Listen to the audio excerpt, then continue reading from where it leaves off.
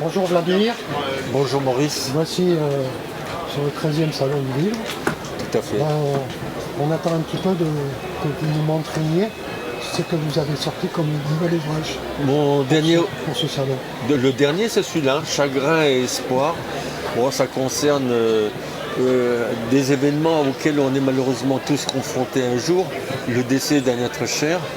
Et puis bon, la première partie, je me concentre surtout un petit peu, je me suis recroquevillé sur moi-même pour expliquer dans quel état j'étais. En principe, c'est les 2 premières années après un décès qui sont les plus difficiles, parce que très souvent même les conjoints décèdent après ces 2 dernières années. Mais moi, bon, je survis, j'ai réussi à survivre et j'espère continuer.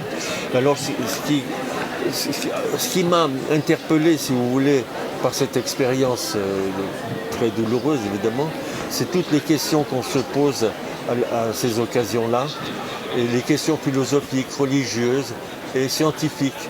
Ma pensée s'oriente vers le scientifique parce que je pense que l'âme est éternelle, l'âme survit au décès des gens. Et je suis certain qu'à l'avenir, la science l'expliquera d'une manière révolutionnaire et ça va arriver un de ces jours, j'en suis persuadé.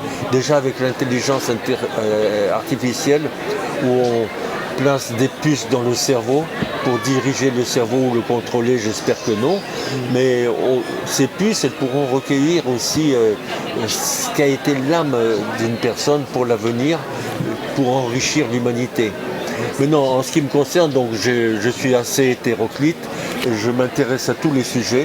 Mes derniers sujets, ce sont des essais aussi sur l'espace, d'où les bases spatiales du monde, l'aérospatiale, sur tous les avions et les fusées que l'être humain a su imaginer et construire, la science-fiction, ici, la science-fiction, une réflexion sur tout le modernisme de l'aérospatiale et essayer de la découverte, de voir la découverte de l'espace et de l'univers. Ainsi un roman scientifique ici, qui est tout à fait à la page, puisqu'il s'agit d'Ukraine et de la France, mais du XIe siècle. Voilà.